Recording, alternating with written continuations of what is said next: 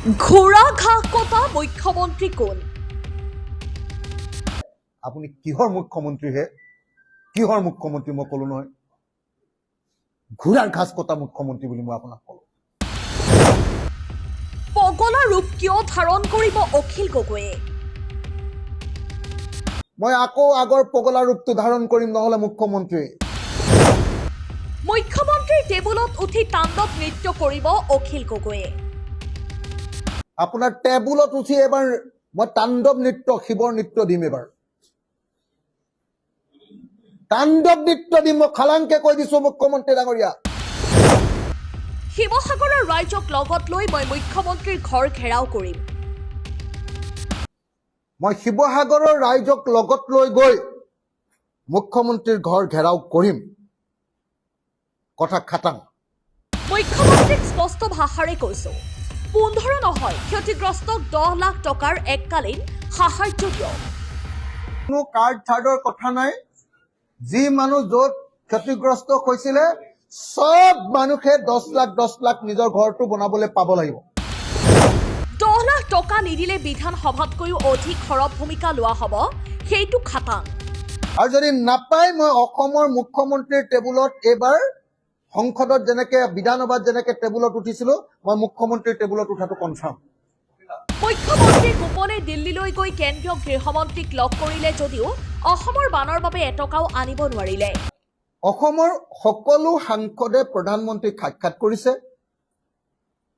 মুখ্যমন্ত্ৰী সাক্ষাৎ কৰিবলৈ গৈছিলে তালৈকে মই জানো।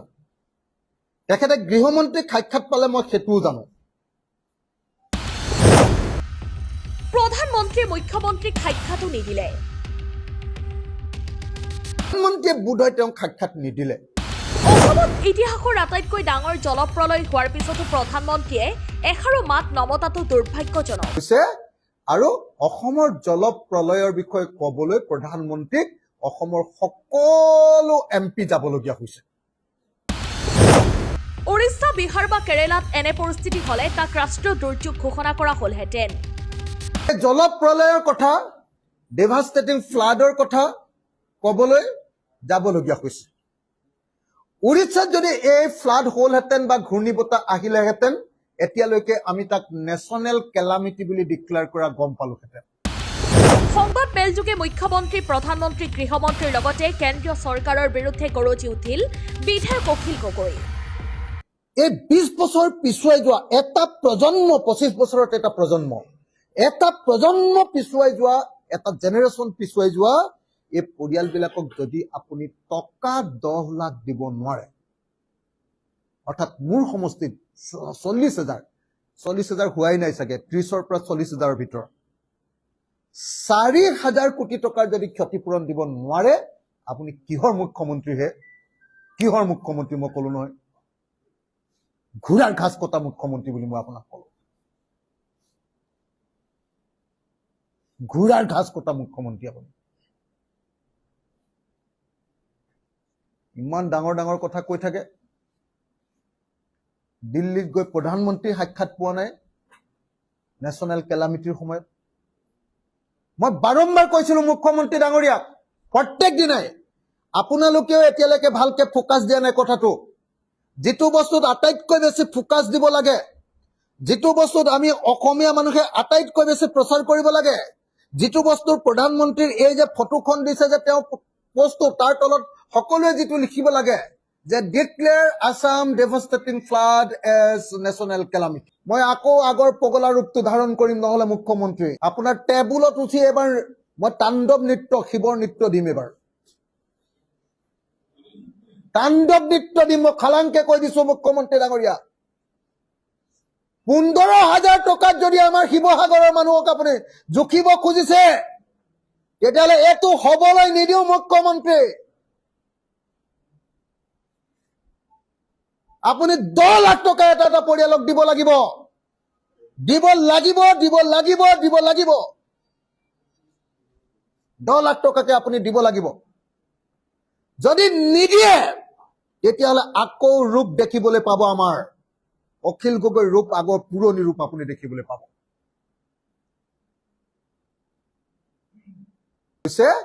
আৰু অসমৰ জল প্ৰলয়ৰ বিষয়ে ক'বলৈ প্ৰধানমন্ত্ৰীক অসমৰ সকলো MP যাবলগীয়া হৈছে।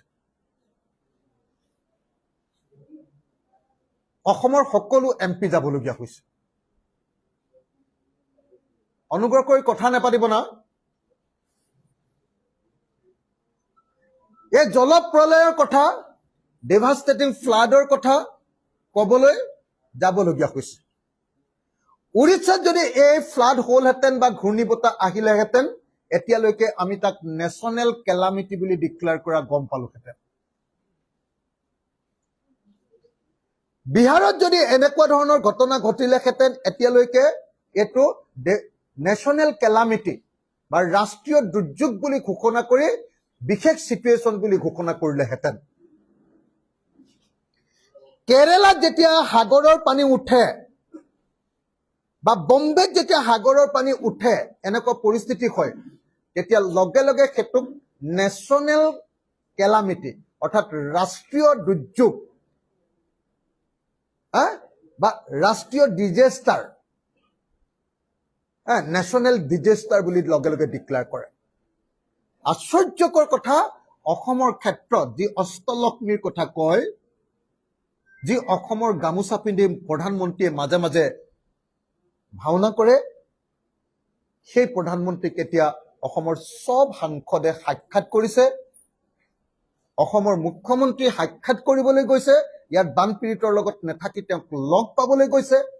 হয়, তেওঁ লগ দিয়া নাই, লগ দিয়াৰ পাছতো হয়তো সঁহাৰি দিয়া নাই, যাৰ কাৰণত এতিয়া অসমৰ মুখ্যমন্ত্ৰীয়ে অৰুণোদয় আঁচনিৰ ধন 1250 টকাৰ পৰা 2500 টকা কৰাৰ বাহিৰে আৰু একো কথা ক'বলৈ সক্ষম হোৱা নাই। আচৰিত। কোনোবা অসমীয়া মানুহৰ যদি খং উঠা নাই, তেতিয়াহ'লে তেওঁৰ কিবা গণ্ডগোল হৈছে। প্ৰধানমন্ত্ৰী এই পৰিস্থিতিত ভ্ৰমণ নকৰাৰ পাছতো আৰু ইয়াক নেশ্যনেল কেলামিটি ডিক্লেয়াৰ নকৰাৰ পাছতো যদি কোনোবা অসমীয়া মানুহে এতিয়ালৈকে খং উঠা নাই, তেওঁ অসমীয়া মানুহে যদি বেয়া পোৱা নাই, তেতিয়াহ'লে সি অসমীয়া নহয়, কি ভণ্ড অসমীয়া, 2 নম্বৰী অসমীয়া। তাৰ অসমীয়াত্ব নাই। যি প্ৰকৃত অসমীয়া, নৰেন্দ্ৰ মোদীৰ এই কামত প্ৰত্যেকজনে খং কৰক, বিজেপিৰ এই কামত প্ৰত্যেকজনে খং কৰক। আৰু হিমন্ত বিশ্ব শৰ্মাক এনেকে প্ৰধানমন্ত্ৰীৰ ওচৰত ভৰিত ধৰিও যে একো আনিব পৰা নাই, তাৰ কাৰণে হিমন্ত বিশ্ব শৰ্মাক পদত্যাগ কৰিবৰ কাৰণে দাবী উত্থাপন কৰক। এয়া হ'ল প্ৰকৃত অসমীয়াত্ব, এয়া হ'ল জাতীয়তাবাদ, এয়া হ'ল জুবিন গাৰ্গক ভাল পোৱা মানুহবিলাকৰ কাম।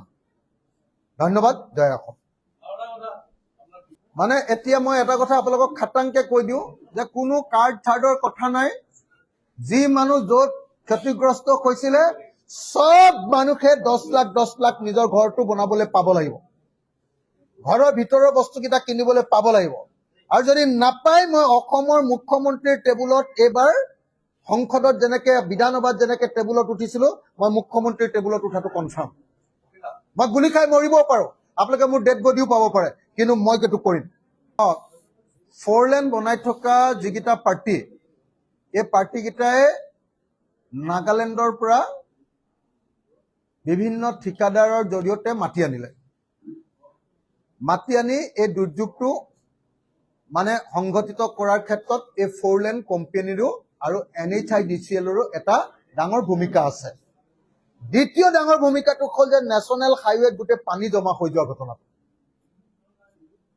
গোটেই 4 লেনটো যে বনালে, পানী ওলাই যাবৰ কাৰণে কোনো ধৰণৰ তেওঁলোকে প্ৰয়োজনীয় ঠাইখিনিত প্ৰয়োজনীয় আকাৰৰ হেৰি নিদিলে, কি কয়, কালভাৰ্ট নিদিলে।